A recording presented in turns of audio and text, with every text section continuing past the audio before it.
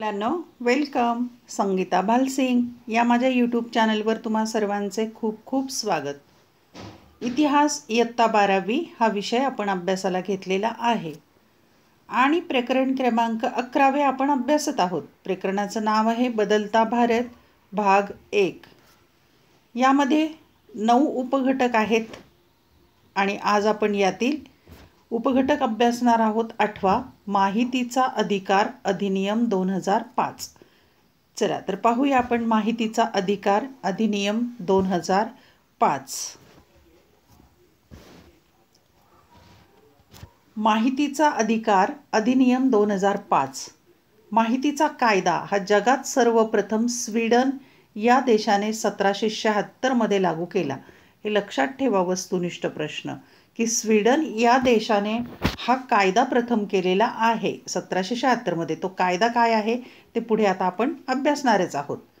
संयुक्त राष्ट्रसंघाने इसवी सन 1946 मध्ये माहितीचा अधिकार हा मानवाचा मूलभूत अधिकार असल्याचे सांगितले. माहितीचा अधिकार हा मानवाचा मूलभूत अधिकार आहे असं संयुक्त राष्ट्रसंघाने किंवा युनोने सांगितलेलं आहे. ते पहा 1946 मध्ये. आणि स्वीडन देशाने पहिल्यांदा 1776 मध्येच कायदा लागू केलेला होता, त्यापूर्वीच. नंतर 1982 मध्ये जयपूर शहरातील A.K. कुलवाल यांनी या कामी पुढाकार घेतला. म्हणजे हा कायदा व्हावा म्हणून 1982 मध्ये पुढाकार घेतलेला आहे जयपूर शहरातील व्यक्ती A.K. कुलवाल. जयपूर शहरातील अस्वच्छतेच्या संदर्भात नगरपालिका काय कार्यवाही करते हे समजून घेण्यासाठी कुलवाल यांनी एक अर्ज केला. म्हणजे तो माहिती घ्यायची होती त्यांना की जयपूर शहरामध्ये जी अस्वच्छता आहे त्याच्या संदर्भात नगरपालिका काय काय काम करते किंवा कार्यवाही करते ही माहिती त्यांना हवी होती. त्यासाठी त्यांनी अर्ज केलेला आहे आणि या संदर्भात त्यांनी उच्च न्यायालयात अर्ज केलेला होता. पहा, उच्च न्यायालयातील खटल्यात न्यायाधीशांनी आपल्या निकालपत्रात माहितीचा अधिकार हा नागरिकांचा मूलभूत अधिकार असल्याचे स्पष्ट केले. आणि मग त्या खटल्याच्या निकालात सांगितलं की माहिती मिळणं, स्वच्छतेच्या संदर्भात जो अर्ज होता तो माहिती मिळायचा अधिकार हा मूलभूत अधिकार आहे आणि तो नागरिकांचा अधिकार, त्याचा सन्मान केला पाहिजे किंवा तो त्यांना मिळाला पाहिजे न्याय. श्रीमती अरुणा रॉय यांनी 1990 मध्ये राजस्थानमध्ये मजदूर किसान शक्ती संघटन चळवळ चालवली. की मजुरांचं संघटन केलेले आहे 1990 मध्ये मजदूर किसान शक्ती संघटन, आणि ती चळवळ चालवणाऱ्या आहेत श्रीमती अरुणा रॉय. या चळवळीने काय केलेलं आहे तर जो माहितीचा अधिकार आहे, माहिती अधिकाराची गरज व्यक्त केली आणि गरज व्यक्त केली माहितीच्या अधिकाराची. बिलासपूरचे तत्कालीन विभागीय आयुक्त हर्ष मंडर यांनी सप्टेंबर 1996 मध्ये अन्नधान्य वितरण व्यवस्था व रोजगार विनिमय याबाबतची माहिती उघड करण्याचे धाडस दाखवले. आणि मग अशी घटना घडलेली आहे की बिलासपूरचे विभागीय आयुक्त होते हर्ष मंडर यांनी अन्नधान्य वितरणमध्ये आणि रोजगाराचा विनिमयमध्ये जी काही माहिती होती ती उघड केलेली आहे सप्टेंबर 1996 मध्ये. ही खूप मोठं कामगिरी होती. त्यानंतर अण्णा हजारे यांचं चित्र पहा. महाराष्ट्रातील अण्णा हजारे, राळेगणसिद्धी इथले सामाजिक नेते, सामाजिक कार्यकर्ते, यांचे महाराष्ट्रातील माहितीच्या अधिकाराबाबतचे 2001चे आंदोलन निर्णायक ठरले. आणि हे आंदोलन झालेले आहे 2001 मध्ये माहिती अधिकारच्या संदर्भामध्ये मिळावा म्हणून. केंद्र शासनाचा माहितीचा अधिकार कायदा 12 ऑक्टोबर 2000 पासून महाराष्ट्रात लागू झाला आणि त्यानंतर 12 ऑक्टोबरला हा माहितीचा अधिकार कायदा लागू झालेला आहे 2005 मध्ये. अतिशय महत्त्वाचा उपयुक्त कायदा असा आहे हा. आता या कायद्यानुसार काय काय फायदे झाले किंवा लोकांना काय उपयोग झाला ते पाहूया आपण, किंवा हा कायदा म्हणजे काय ते समजेल आता. या कायद्यानुसार माहितीचा अर्थ म्हणजे माहिती मिळेल लोकांना, पण कोणकोणत्या प्रकारची माहिती लोक मागवू शकतात अर्ज करून. तर अभिलेख म्हणजे रेकॉर्ड, एखाद्या संस्थेचं वगैरे रेकॉर्ड. दस्तऐवज म्हणजे डॉक्युमेंट, दस्तऐवज.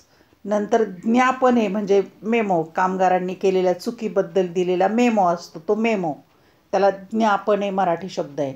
ईमेल म्हणजे संस्थेच्या कामाचे कंपनीच्या कामाचे किंवा जे काही विषय असेल तो, अभिप्राय म्हणजे मत, सल्ला, प्रसिद्धीपत्रके, परिपत्रके, आदेश, रोजवह्या, त्याला लॉगबुक म्हणतात, रोजवह्या, लॉगबुक, निविदा म्हणजे टेंडर्स काढलेले एखाद्या कंपनीचे, उद्योग व्यवसायाचे वगैरे, अहवाल, वेगवेगळ्या बैठकांचे अहवाल, पत्रव्यवहार, संबंधित पत्रव्यवहार, नमुने, प्रतिमाने किंवा मॉडेल, इलेक्ट्रॉनिक स्वरूपात साठवलेली आधार सामग्री म्हणजेच डेटा म्हणतात त्याला, इलेक्ट्रॉनिक साहित्य. इतकेच नव्हे तर सार्वजनिक प्राधिकरणात अस्तित्वात असलेल्या अन्य कोणत्याही कायद्याखाली उपलब्ध होऊ शकणारी एखाद्या खाजगी संस्थेविषयीची वा व्यक्तिविषयक माहिती, या सगळ्यांचा माहिती इन्फॉर्मेशन या व्याख्येत समावेश होतो. हा संपूर्ण परिच्छेद फार महत्त्वाचा आहे, पाठ करून ठेवा तुम्ही. माहिती अधिकारामध्ये या गोष्टी समाविष्ट होतात वेगवेगळ्या. सार्वजनिक प्राधिकरणात अस्तित्वात असलेल्या, कायद्याखाली उपलब्ध होऊ शकणाऱ्या, खाजगी संस्था असेल किंवा व्यक्ती असेल, या सगळ्यांची माहिती इन्फॉर्मेशनच्या व्याख्येमध्ये येते. ही माहिती मिळवता येते अर्ज करून. माहितीचा अधिकार, त्यालाच इंग्रजीत म्हणतात राईट टू इन्फॉर्मेशन, माहितीचा अधिकार. या शब्दात माहिती मिळवण्याचे नागरिकांचे हक्क दिलेले असून, नागरिकांना हक्क दिलेले आहेत यामध्ये कोणकोणत्या प्रकारची माहिती मिळवता येईल. आणि भारत हा 54वा देश आहे की हा कायदा करणारा 54वा देश, आणि स्वीडन पहिला देश. यामध्ये कामाची, दस्तऐवजांची वा अभिलेखांची पाहणी करणे, म्हणजे सामान्य नागरिकसुद्धा ही माहिती मागू शकतो, पाहणी करू शकतो. त्यासाठी दस्तऐवजांच्या किंवा अभिलेखांच्या अधिकृत प्रती मिळवणे, मागणी करतो अर्जाद्वारे आणि त्याच्या प्रती मिळवतो. टिपणे काढणे, माहिती काढणे, संदर्भ काढणे, उतारे मिळवणे, प्रमाणित सामग्रीचे नमुने मिळवणे, नंतर CD, floppy, tape, video cassette या व अशा स्वरूपात, किंवा ही माहिती जर संगणकात साठवलेली असेल तर तिच्या मुद्रित प्रती मिळवण्याचा अधिकार अधोरेखित झाला आहे. म्हणजे video cassette, tape, CD electronic माध्यमातून सुद्धा तो माहिती मिळवू शकतो किंवा त्याच्या प्रिंट मागू शकतो तो मुद्रित प्रती, आणि अभ्यास करू शकतो. आपलं माहितीचा अधिकार तो वापरतो. नागरिक सार्वजनिक प्राधिकरणाच्या माहिती अधिकाऱ्याकडे लेखी अर्ज करून माहिती मागवू शकतात. विशिष्ट प्रकारात लेखी अर्ज करावा लागतो फी भरून, आणि मग ती माहिती मागवता येते. धन्यवाद. व्हिडिओ आवडल्यास चॅनल सबस्क्राईब करा, बेल आयकॉन दाबा, म्हणजे मी नवीन व्हिडिओ पोस्ट केला की त्याचं नोटिफिकेशन तुम्हाला मिळेल. अभ्यासासाठी शुभेच्छा.